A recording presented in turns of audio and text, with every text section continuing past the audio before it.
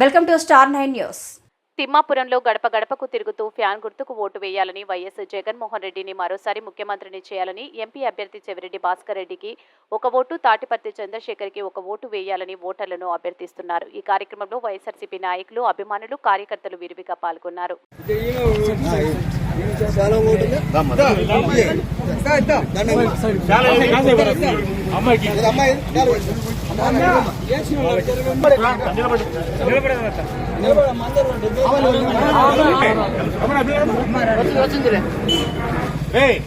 అమ్మాయి చదివి చిన్న సరిపో కదా.